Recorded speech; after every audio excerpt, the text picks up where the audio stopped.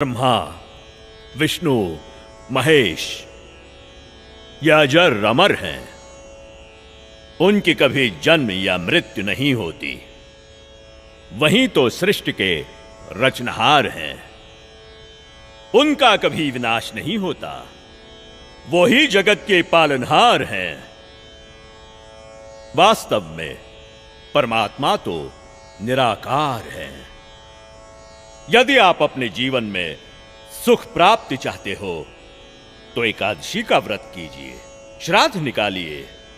जो श्रद्धालु लोग इस जन्म में दुख भोगते हैं वो उनके पिछले जन्मों के कर्मों का फल है, और पिछले जन्मों के कर्म फल को भगवानों को भी भोगना पड़ता है। तो फिर आम जीव की क्या औकात है? अगर परमात्मा की प्राप्ति चाहते हो तो हमारे साथ बोलिए, हरे राम राम राम हरे हरे, हरे राम राम राम हरे हरे, हरे कृष्णा कृष्णा कृष्णा हरे हरे, हरे कृष्णा कृष्णा कृष्णा हरे हरे। बोलो शेरा वाली माता की राधे राधे राधे राधे राधे राधे राधे राधे। भक्तों, यदि आप में से किसी के भी मन में कोई भी आशंका हो, कोई भी प्रश्न हो तो निसंकोच पूछिएगा। महात्मा जी, आप ये भोली भाली जनता को क्यों गुमराह कर रहे हो? अरे दुष्ट लड़की, तेरा ये बोलने का दुस्साहस कैसे हुआ? तेरे पास क्या आधार है कि मैं जनता को गुमराह करता हूँ? लगता है ये हिंदू विरोधी है। ए चल नीचे बैठ।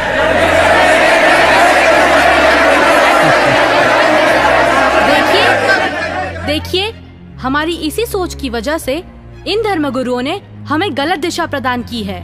मैं भी हिंदू धर्म की हूँ और मैं अपने धर्म को श्रेष्ठ मानती हूँ। दरअसल पाखंड केवल हिंदू धर्म में ही नहीं बल्कि मुस्लिम धर्म तथा अन्य धर्मों पर भी चरम सीमा पर है। लेकिन ये हिंदू धर्म की आड़ में नकली संत अपना मनमाना आचरण करके शास्त्रों के विरुद्ध ज्ञान दे रहे हैं, और यही कारण है कि भक्ति करने वाले भक्त को वो लाभ नहीं मिले जो मीराबाई को मिला है, ध्रुव प्रहलाद को मिला है, नानक जी को मिला है। मैं किसी का विरोध नहीं कर रही। मैंने खुद अपने शास्त्रों को पढ़ा है और मेरे मन में भी कुछ प्रश्न हैं। लेकिन दुर्भाग्यवश हमारे समाज में अपने धर्म को, अपने शास्त्रों को, अपने परमात्मा को जानने की कोशिश करता है तो उसे आप जैसे भोले श्रद्धालु धर्म विरोधी समझने लगते हैं। पर आज मैं जो आप सभी को सच्चाई बताने जा रही हूँ, जो शायद आपने पहले कभी नहीं सुनी होगी।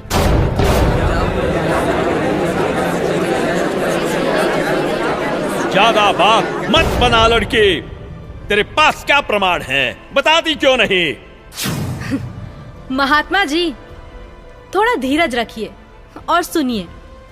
आप ही ने तो कहा था ब्रह्मा, विष्णु, महेश अजर अमर हैं, उनका कभी विनाश नहीं होता, वही सृष्टि के रचनाहार हैं। मैंने टीवी पर एक संत रामपाल जी का सत्संग सुना, उसी से पता चला। पता है उन्होंने क्या कहा? रुकिए एक मिनट, अभी बताती हूँ।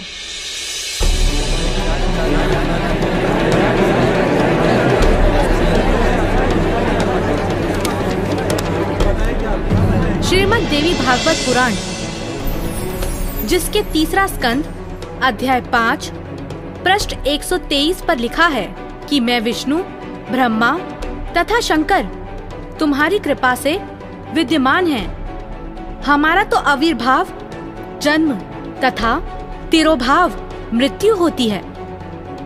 हम नित्य अविनाशी नहीं हैं। श्रीमद् भागवत महापुराण तीसरा स्कंद अध्याय 4 पृष्ठ 10 श्लोक 42 पर लिखा है, हे मात ब्रह्मा, मैं तथा शिव तुम्हारे ही प्रभाव से जन्मवान हैं, नित्य नहीं है, अर्थात हम अविनाशी नहीं हैं।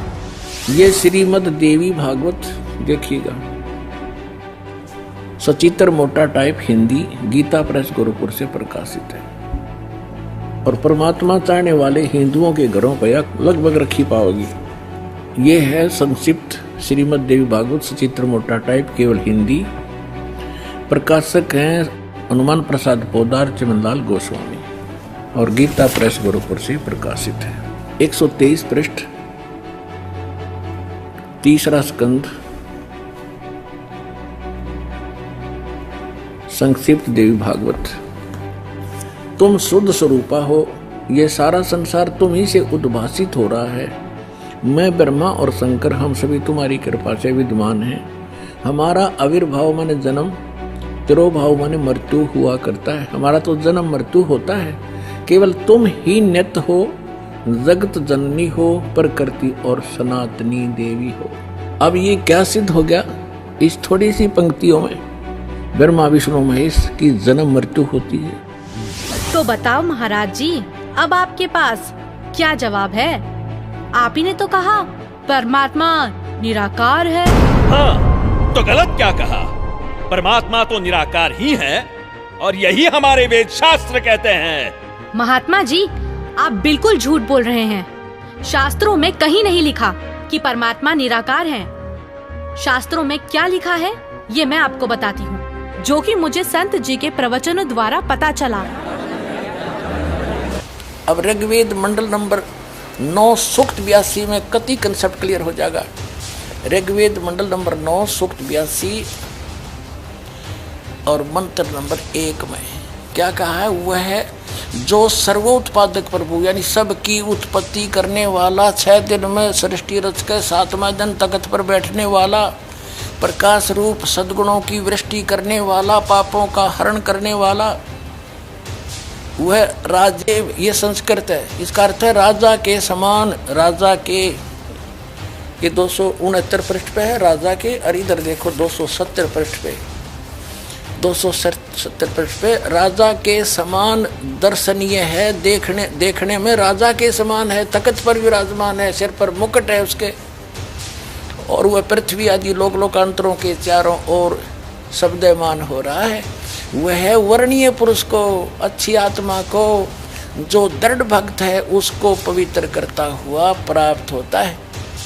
कैसे? जिस प्रकार विद्युत स्नेह वाले स्थानों को आधार बनाकर प्राप्त होता है। आगे किस लिए आता है? उद्देश्य क्या होता है आने का? हे परमात्मन, उपदेश करने की इच्छा से, तत्व ज्ञान, यथार्थ ज्ञान बताने की इच्छा से आप महापुरुषों को प्राप्त होते हो, नीचे आकर के गति करके आते हो, और आप अत्यंत गतिशील पदार्थ के समान हमारे आध्यात्मिक यज्ञ को, यानी हमारे धार्मिक अनुष्ठानों को प्राप्त होते हैं। आप कबीर देव हैं, आप अल्लाहु अकबर हैं, शुद्ध स्वरूप हैं, आप पाक हैं, पवित्र हैं। हमारे पापों को दूर करके हे अमर परमात्मा सोम, आप हमको सुख दे। हो गया सिद्ध। शास्त्रों में लिखा है, यजुर्वेद अध्याय 5 मंत्र 1, 6, 8, यजुर्वेद अध्याय 1 मंत्र 15, यजुर्वेद अध्याय 7 मंत्र 39, ऋग्वेद मंडल 1 सूक्त 31 मंत्र 17, ऋग्वेद मंडल 9 सूक्त 86 मंत्र 26, 27, ऋग्वेद मंडल 9 सूक्त 82 मंत्र 1 से 3। इसमें ये लिखा है कि परमात्मा साकार है, और यही पवित्र कुरान शरीफ और पवित्र बाइबल सिद्ध करते हैं। यह है पवित्र बाइबल, संपूर्ण जीवन अध्ययन बाइबल। प्रबंधक संपादक डेविड स्टुअर्ट, अंग्रेजी प्रधान संपादक Donald C Stamps, MA MDV, संयुक्त संपादक ये सारे इनका ये यहाँ से छपाई देखो। जेनेसिस माने सृष्टि, जेनेसिस 1, ये 4 पृष्ठ पे उत्पत्ति यहाँ से आरंभ होती है। प्रथम आदि में परमेश्वर ने आकाश और पृथ्वी की सृष्टि की, ये पहला दिन था। इस प्रकार ये पहला दिन हो गया। फिर दूसरा दिन हो गया, प्रकाश पर पुरुष बना दिया परमात्मा ने। फिर ये तीसरा सांझ भोर हो गया, फिर तीसरा दिन हो गया। जो कुछ भी इसमें फलदार वृक्ष जिनके बीज एक एक जाति के अनुसार बनाए, ये इस प्रकार। अब ये तीसरा दिन हो गया। दिन और रात पर प्रभुता करें और उज्ज्वला दियारा करें। इस प्रकार सांझ हुई, फिर भोर हुआ, ये चौथा दिन हो गया। फिर यहाँ देखें प्रश्न नंबर 5 पे, वो 4 पे पढ़ा आपने, अब 5 पे क्या है, सांझ हुई भोर हुई, फिर ये 5वां दिन हो गया। छठे दिन पे आना हमने, असली बात ये है। फिर परमेश्वर ने कहा मनुष्य को हम अपने स्वरूप के अनुसार अपनी समानता में बनाएं, और वे समुद्र की मछलियों और आकाश के पक्षियों और घरेलू पशुओं और सारी पृथ्वी पर और सब रेंगने वाले जंतुओं पर जो पृथ्वी पर रेंगते हैं अधिकार रखें, यानी उनसे समझदार हों। तब परमेश्वर ने मनुष्य को अपने स्वरूप के अनुसार उत्पन्न किया। अपने ही स्वरूप के अनुसार परमेश्वर ने उसको उत्पन्न किया, और नर और नारी करके उसने मनुष्यों की सृष्टि की। तो परमात्मा किसा होया, मनुष्य जैसा, नर जैसा। अंडरस्टूड हो गया। अब पवित्र बाइबल ने स्पष्ट कर दिया कि परमात्मा मनुष्य जैसा है, उसने अपने जैसे रूप में मनुष्य को बनाया, नर नारी करके उत्पन्न किया। अब कुरान शरीफ दिखाते हैं आपको, देख कुरान शरीफ शास्त्रीय अरबी पद्धति पर नागरी लिपि में रूपांतरकार हैं नंद कुमार अवस्थी, शेरवानी संस्करण। ये कहाँ से छपी है?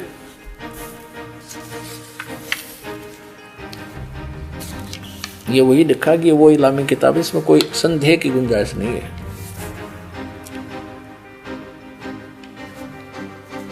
शेरवानी संस्करण, प्रकाशक है लखनऊ किताब घर, मौसम बाग, सीतापुर रोड, लखनऊ।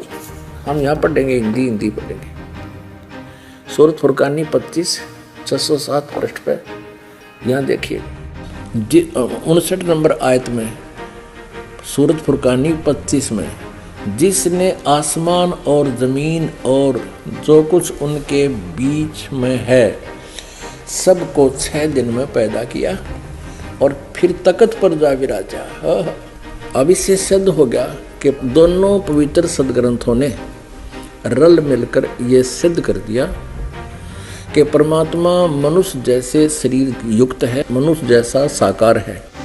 महात्मा जी, आपने ये भी झूठ कहा है कि श्राद्ध निकालने, व्रत करने से सुख और मुक्ति मिलती है, जबकि संत जी के प्रवचनों से सुना है कि गीता अध्याय 9 के श्लोक 25 में कहा है, पितरों को पूजने वाले पितरों को प्राप्त होते हैं, भूतों को पूजने वाले, पिंड दान करने वाले भूतों को प्राप्त होते हैं, अर्थात भूत बन जाते हैं। गीता अध्याय 6 श्लोक 16 में लिखा है कि हे अर्जुन, ये योग ना तो अधिक खाने वाले का, ना बिल्कुल ना खाने वाले का, ना अधिक जागने वाले का, ना अधिक शयन करने वाले का, और ना ही एक स्थान पर बैठकर साधना करने वाले का सिद्ध होता है।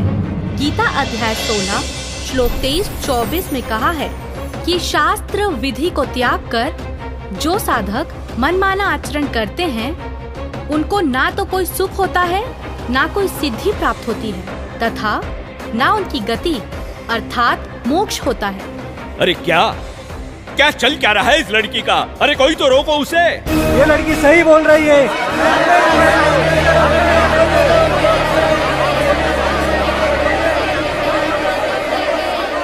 और हद तो तब हो गई बाबा जी, जब आपने कहा परमात्मा पाप नहीं काटते, कर्म का भोग तो भोगना ही पड़ता है, चाहे कितनी ही भक्ति कर लो। सब झूठ है, सब। आपको पता है हमारे शास्त्र क्या प्रमाणित करते हैं? मैं बताती हूँ, जो कि मुझे संत जी के प्रवचनों द्वारा पता चला है। ऋग्वेद मंडल 10 सूक्त 161 मंत्र 2, 5 सूक्त 162 मंत्र 5, सूक्त 163 मंत्र 1 से 3 में लिखा है कि परमात्मा जो चाहे वो कर सकता है, प्रत्येक प्रकार के रोग कष्ट को नष्ट कर सकता है, और यदि कोई मृत्यु के भी निकट पहुंच जाता है तो उसे 100 वर्ष की आयु प्रदान कर सकते हैं। अब देखिए वेद इसको प्रमाणित करेंगे कि परमात्मा घोर पाप का विनाश कर देता है। ये देखिए, ये महर्षि दानु सरस्वती द्वारा ही इसका अनुवाद है।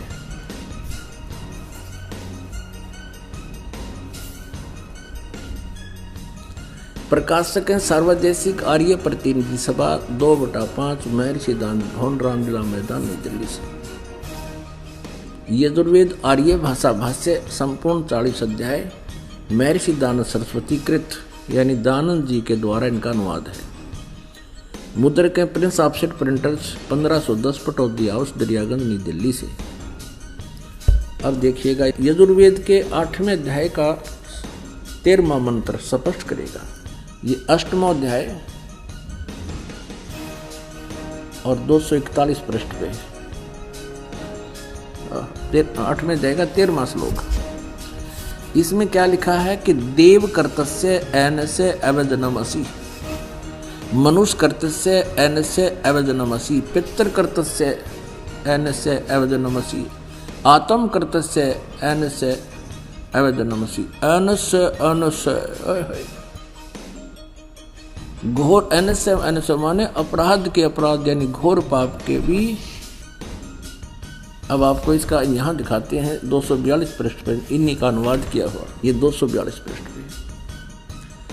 हे सबके उपकार करने वाले मित्र आप।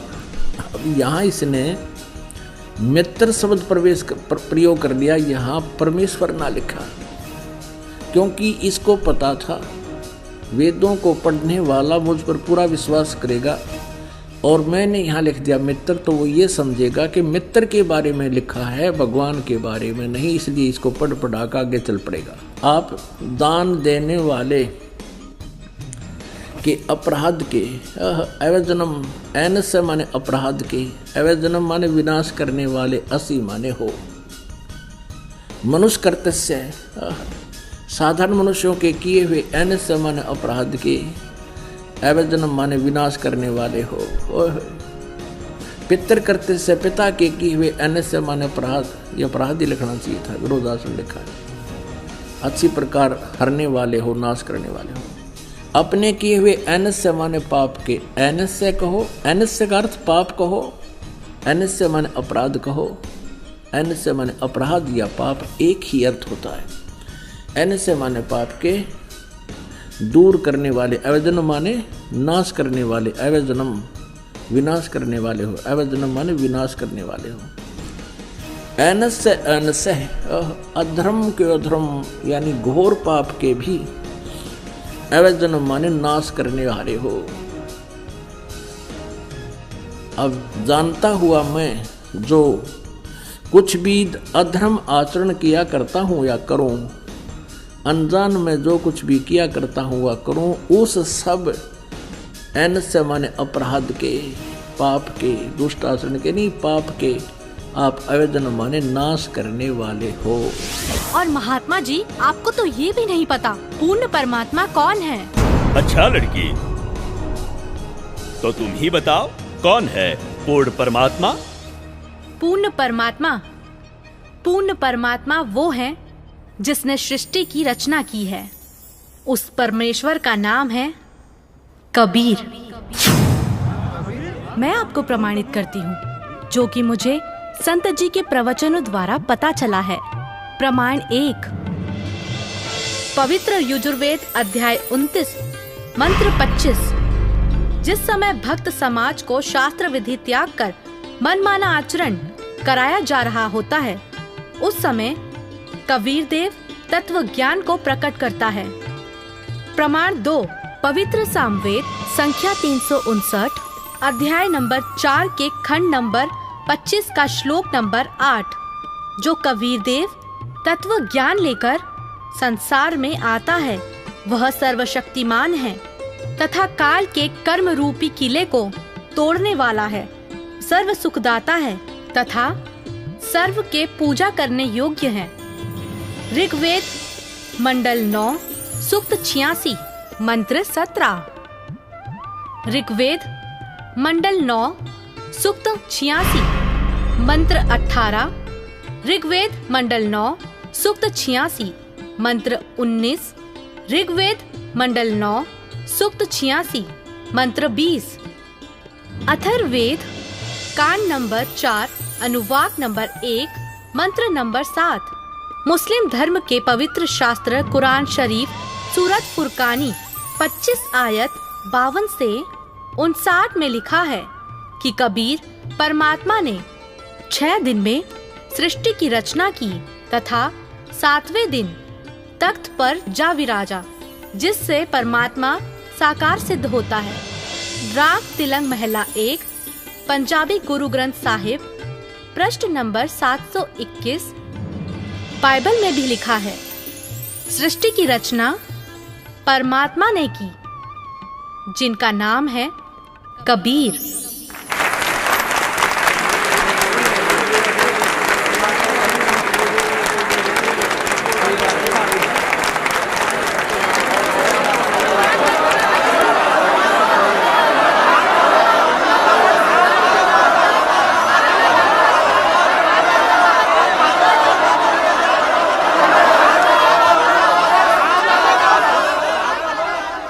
बहन, माफ करना, मुझसे गलती हो गई। असल में हिंदू विरोधी तो ये नकली संत है जो हमें शास्त्रों के विरुद्ध भक्ति बता रहा है। आपने तो हमारी आंखें खोल दी। बहुत बहुत धन्यवाद आपका। धन्यवाद तो संत रामपाल जी महाराज का कीजिए, जिन्होंने इस अनमोल ज्ञान को भक्त समाज को समझाया है। उन्हीं के ही तो टीवी चैनल पर सत्संगों को सुनकर मैंने इस अनमोल ज्ञान को प्राप्त किया है। हर रोज टीवी पर सैकड़ों बाबा आते हैं, लेकिन सही भक्ति तो संत रामपाल जी महाराज ही बताते हैं। तो बोलो संत रामपाल जी महाराज की जय। संत रामपाल जी महाराज की जय। संत रामपाल जी महाराज की जय। आओ सब मिलकर जागरूकता लाए, पाखंड और अंधविश्वास को जड़ से मिटाए। अंधश्रद्धा भक्ति मानव जीवन के लिए बेहद खतरनाक है। शिक्षित समाज से निवेदन है कि नकली और शास्त्र विरुद्ध साधना बताने वाले धर्म गुरुओं से बचे तथा नकली धर्म गुरु का विरोध करे। सभी धर्मों में पाखंडवाद चरम सीमा पर है। समाज को चाहिए कि गलत साधना बताने वाले धर्म गुरुओं का डटकर विरोध करे। पुस्तक अंधश्रद्धा भक्ति खतराए जान को पढ़े। हमारे इस वेबसाइट पर जाकर इस पुस्तक को निःशुल्क पाए, या फिर आपका पूरा नाम, पता और फोन नंबर इन नंबरों पर SMS करें। अवश्य देखिए जगत गुरु तत्वदर्शी संत रामपाल जी महाराज के मंगलमय प्रवचन हर रोज इन चैनलों पर। सोशल मीडिया पर हमसे जुड़ने के लिए लाइक, सब्सक्राइब और फॉलो जरूर करें।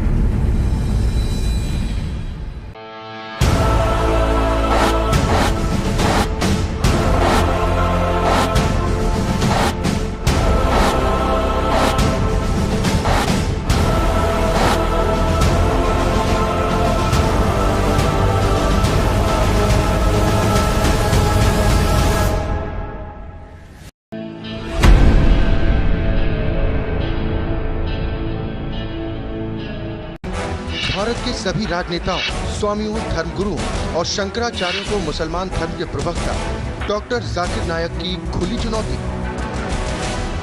ये चैलेंज है, कोई भी शख्स हिंदुस्तान में हो, मिनिस्टर हों दो, कोई भी स्वामी हों दो, कोई भी शंकराचार्य हों दो, इंशाल्लाह मैं तालिब इल्म हूँ इस्लाम और दीगर मज़हब का। मैं तस्लीम करता हूँ कि डिबेट होना चाहिए। मैं उनसे डिस्कशन करता हूँ, अगर मुझे गलत साबित करो मैं बदलने को तैयार हूँ। ये मुसलमान की जबान है, हम जब जबान देते हैं उसका पालन करते हैं। संत रामपाल जी महाराज ने स्वीकार की मुस्लिम धर्म प्रवक्ता डॉक्टर जाकिर नायक की चुनौती। मुस्लिम धर्म प्रवक्ता डॉक्टर जाकिर नायक हैं दादा आमंत्रित, जब चाहे कर सकते हैं संत रामपाल जी महाराज के साथ ज्ञान चर्चा। डॉक्टर जाकिर नायक के इस चैलेंज को स्वीकार करता हूँ, लेकिन अपने उस वायदे को याद रखना जिसमें कहा है कि जो मुझे झूठा सिद्ध कर देगा, गलत सिद्ध कर देगा, मैं अपने आप को बदल लूँगा। चैलेंज, आपको 10 पॉइंटों पर झूठा कर दूंगा सिद्ध, और कभी भी आकर के वो अध्यात्मिक ज्ञान चर्चा कर